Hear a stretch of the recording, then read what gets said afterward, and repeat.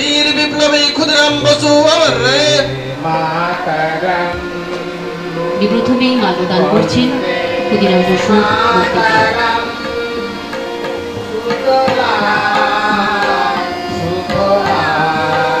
সকলকে বলবো একটু জোরে করতালি হবে, সকলে মিলে একটু জোরে করতালি দেবেন। বীর বিপ্লবী ক্ষুদিরাম বসু অমর রে। বীর বিপ্লবী ক্ষুদিরাম বসু অমর রে। ভারত মায়ের বীর সন্তান ক্ষুদিরাম বসু প্রণাম। ভারত মায়ের বীর সন্তান ক্ষুদিরাম বসু প্রণাম।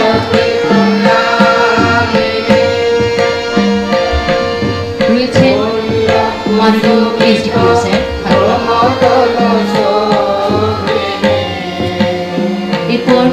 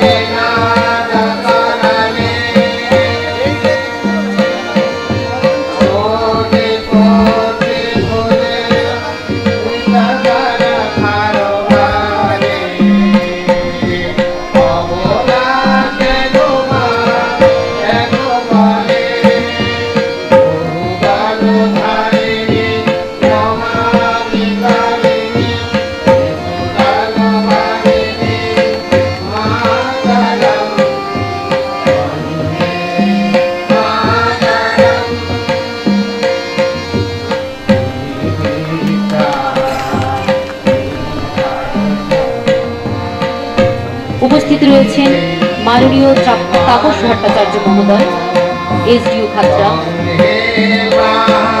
উপস্থিত রয়েছেন এসডিপিও খাতড়া এবং উপস্থিত রয়েছেন মাননীয় পার্থপ্রতিম কীর্তনিয়া, বিডিও রানীবাগ।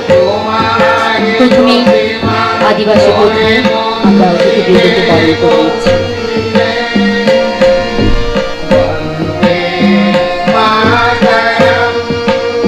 পশ্চিমবঙ্গ সরকার তাকে বরণ করে দিচ্ছে। সকলকে বলবো একটু জোরে করতালির মাধ্যমে বরণ অনুষ্ঠানটিকে আরো সুন্দর করে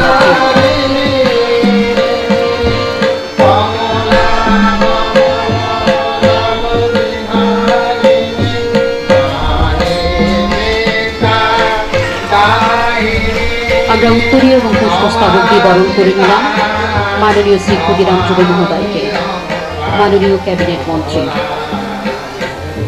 এরপর মাননীয় শ্রী অনিল দাশগুপ্ত আইএস মহোদয়কে, মাননীয় জেলা শাসক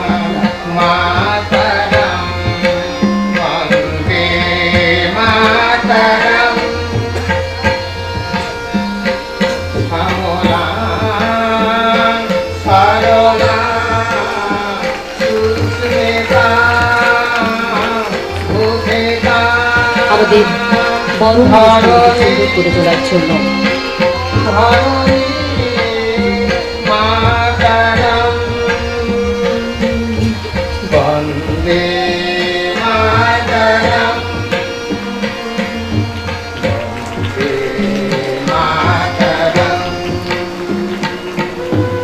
সকলকে বলবো একটু জোরে করতালি হবে, সকলে মিলে একটু জোরে করতালি দেবেন।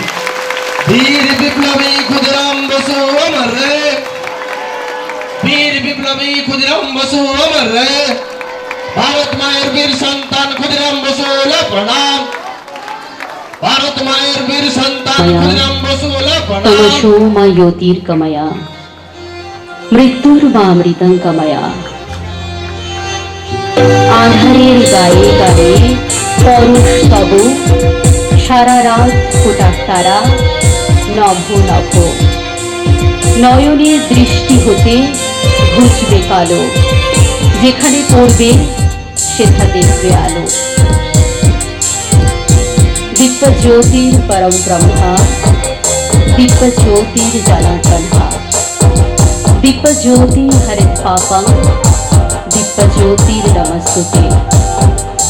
শুভং করোতি কল্যাণম, আরং পুস্তকম ধন সম্পদা রাষ্ট্রবুদ্ধি বিকাশায় দীপ্তজ্যোতি নমস্তুতে। বীর ক্ষুদিরাম, ভারত মাতার স্বাধীনতা চেয়ে তুচ্ছ করেছ প্রাণ, ফাঁসির মঞ্চে নির্ভয়ে এসে গেয়েছ যে জয়গান। বিশেষ করে ছাত্রছাত্রীদের জানতে হবে আজকের দিনটির গুরুত্ব, কেন আজ ঐতিহাসিক একটি গুরুত্বপূর্ণ দিবস। আজকের এই বিশেষ দিনটিতেই ক্ষুদিরাম বসুর ফাঁসি কার্যকর হয়েছিল। জানতে হবে কি কারণে হয়েছিল। অনেকেই জানো, আবার অনেকেই জানো না। ম্যাজিস্ট্রেট কিংসফোর্ডকে হত্যা করতে গিয়ে বোমা নিক্ষেপ করেছিলেন ক্ষুদিরাম বসু, কিন্তু সেই গাড়িতে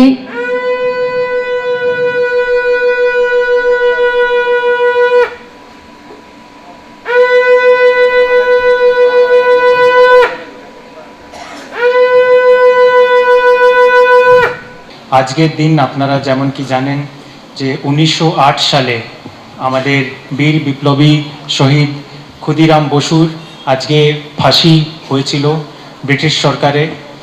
উনি যেমন কি আমার আগে সঞ্চালিকা বললেন, বম উনি ছুঁড়েছিলেন ওটা যখন উনি 18 বছরে, কিন্তু এটার আগেও উনি একবার অ্যাটেম্পটা করেছিলেন। উনি বইয়ের মধ্যে বমটা লুকিয়ে ওই ম্যাজিস্ট্রেটকে দিয়েছিলেন, কিন্তু ম্যাজিস্ট্রেট ওই বইটা খোলেননি।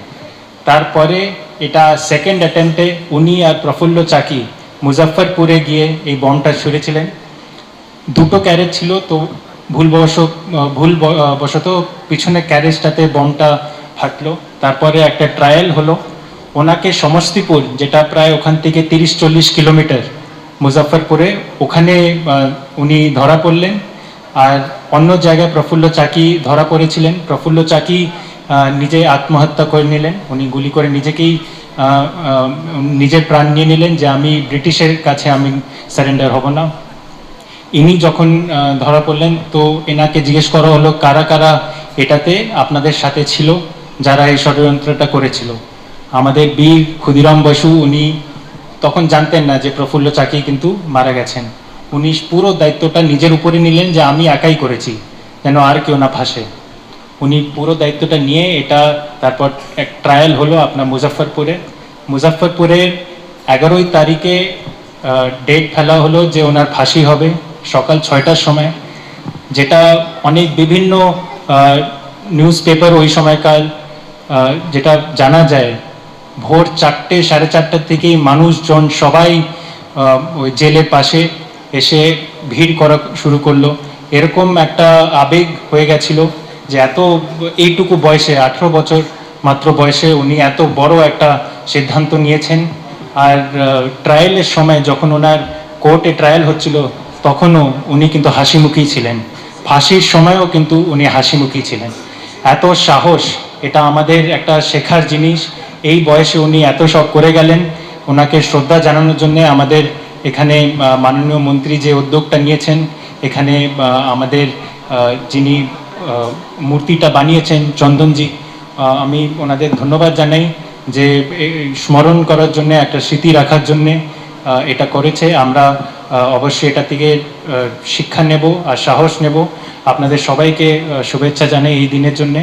আপনারা জানেন আজকে মাননীয় মুখ্যমন্ত্রী এরকমই একটা পালন করছেন কেশপুরে, যেটা হচ্ছে জন্মস্থান বীর ক্ষুদিরাম বসুর।